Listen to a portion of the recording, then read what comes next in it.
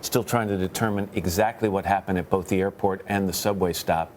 NBC's Tom Costello with an update on what was said to be a suicide vest or belt found at the airport undetonated. Tom, what can you tell us? Yeah, so the bottom line on this now is that has now been detonated. Either Belgian military or the tactical police unit moved in and they disposed of that. They blew that particular belt up.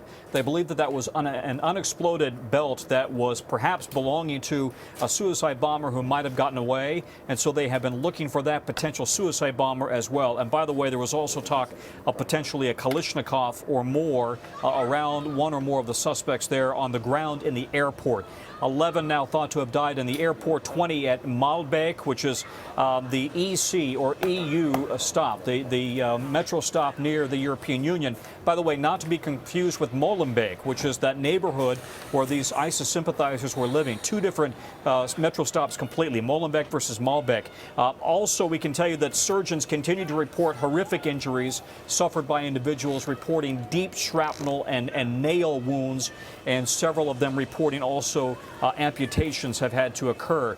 Limited train service, we're told, is going to start up again in the Brussels capital region, but I underscore it, limited.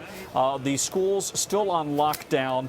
And this is interesting, free taxi rides now. Several of the taxi drivers have now come back to the Brussels airport because you saw all those people standing out on the streets outside of the Brussels airports. They couldn't get out. They had no place to go because there were no planes anymore. The subway shut down, the buses and trains shut down, and the highways are really taken over by emergency services. So people were walking down the highways carrying and pulling their bags, and now taxi drivers have come back to the airport, we're told, and are picking people up free of charge and taking them where they need to go. It is, to me, it reminds me of 9/11 and those ferry operators that came back across the Hudson River picking people up on Manhattan Island. I was among them to get us back over to New Jersey on that day. So there is, as we've seen so often in these terrible instances, the sense of community and coming together to try to help people in their darkest hours. Guys, back to you. And we had an American NATO consultant we spoke to on the phone a little bit earlier who had been at the airport, dropped off his girlfriend and witnessed the explosions.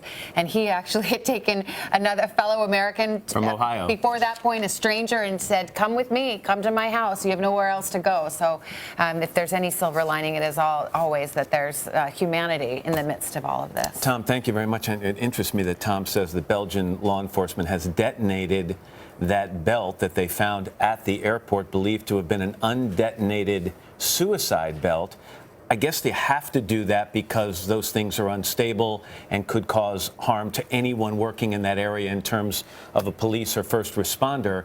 But you have to wonder then, what do you lose in terms of potential evidence to help track down these terrorists, who they were, and whether there might be more out there? Exactly.